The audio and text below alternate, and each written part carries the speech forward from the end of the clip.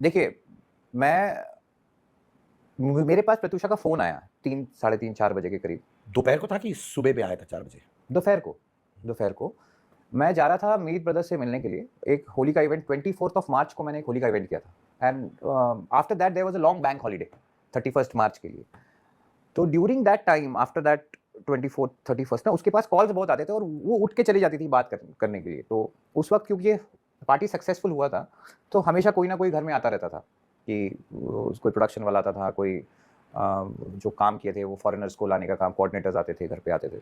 तो वो फ़ोन में बात करने चली जाती थी। बाद में पता चला कि ये सारे बैंकों के फ़ोन्स थे, कॉल्स थे और जो प्राइवेट मनी लेंडर से इन्होंने 10% इंटरेस्ट में पैसा लिया था, मतलब 10 लाख रुपया 10% इंटरेस्ट में लिया था और इस बात को 3-4 साल हो गया था। आप सोचो इंटरेस्ट कितना बढ़ गया था और इन्होंने मोस्टली पैसा नहीं दिया था उन्हें। तो उनकी माँ जब फ़ोन नहीं उठाती थी, उनके फादर तो कभी भी फ़ोन नहीं उठाते थे। तो फ़ोन कॉल्स प्रत्यूषा के पास आने लगा था और इनफैक्ट 2-3 मनी लेंडर से मैंने भी बात किया और प्रत्यूषा के साथ में 31st ऑफ मार्च को ग्लोकल जंक्शन करके एक अंधेरी वेस्ट में? अंधेरी वेस्ट में एक रेस्टोरेंट है, हम लोग वहाँ बैठे थे। फ़ोटोग्राफ्स भी आपको मैं दिखा दूँगा, विद डेट दिखा दूँगा।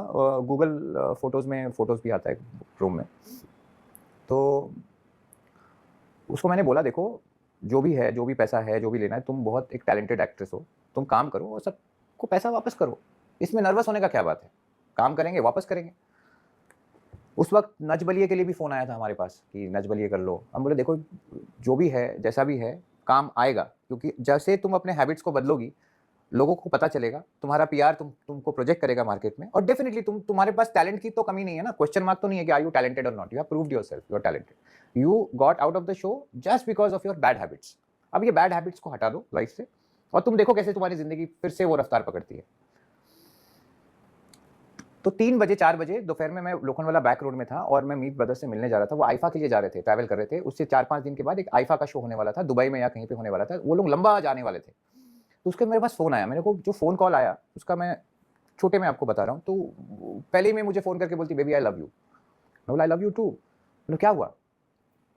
बोले, "nothing, you will not understand." मैं बोला, "what will I not understand?" "Because you will not understand because you are not getting abuses. मैं यहाँ काम करने आई हूँ।" मैं बोला, "तुम कैसी बातें कर रही हो? What kind of thing you are talking?" बोलती कि ये छोटी बात नहीं है। बोले, "क्या बात है?" तो बोलती है कि वो मेरे फादर हैं। मैं बोला, "तुम्हारे फादर हैं तो क्या हुआ तुम्हारे वो मुझे गालियाँ दे रहे हैं।" मैं बोले, "तुम्हें गालियाँ तुम्हारे फादर हैं तो लेट इट गो ना। At end of the day तुमको उन्होंने पैदा किया है। See I was just not a friend." क्योंकि देखिए मैं हमेशा चाहता था ना कि किसी का भी फादर और मदर होते हैं। बुरे भी हो सकते हैं, अच्छे भी हो सकते हैं। अगर बुरे हैं तो भी हम मेरा राइट नहीं बनता है कि मैं किसी के फादर को या मदर को, किसी के पेरेंट्स को बुरा बोलूँ उसके सामने। वो थे बुरे। वो थे बुरे, उसके लिए बुरे थे। उन्होंने उसको मिसयूज़ किया, उसके पैसों को लेके उन्होंने मज़ा मस्ती किया। कभी भी अपनी बेटी को नहीं सही गाइडेंस में दिया। पैसा आ रहा है ना, दैट्स इट भाई। उसके बाद मैं बोला मैं तुरंत आ रहा हूँ वापस। Don't talk all this shit, give me a kiss, come on, give me a किस। बोले तुम्हारे आते-आते बहुत लेट हो जाएगा। बोले तुम पागलों जैसी बात मत करो, फ़ोन रखो, गिव मी अ किस right now, I am coming. मैं गाड़ी यू टर्न लिया, गाड़ी घुमाया। 15-20 मिनट के अंदर भाई मैं वहाँ पहुँचा। पहुँच के वो दरवाज़ा बंद था और जब मैंने दरवाज़ा तोड़ने की कोशिश की तो हमारे जो नेबरहुड थे सारे बाहर आ गए क्योंकि धम, धम, धम, धम आवाज़ हो रहा था। तो बगल से एक लड़का आया जो मुदित करके एक एक्टर है, वो वहाँ रहता था। अनुज सचदेव एक एक्टर है, आप जी। जानते होंगे। तो वो मेरे अपोज़िट में रहता था। तो सब लोग बाहर आ गए और हमारा बालकनी जो था ना, एक बालकनी के साथ एक बालकनी से आप ऐसे करके आप क्रॉस ओवर करके जा सकते हो। तो and I told that guy जो वहाँ काम करता था कि देख दरवाज़ा नहीं टूटेगा, बहुत हेवी दरवाज़ा है।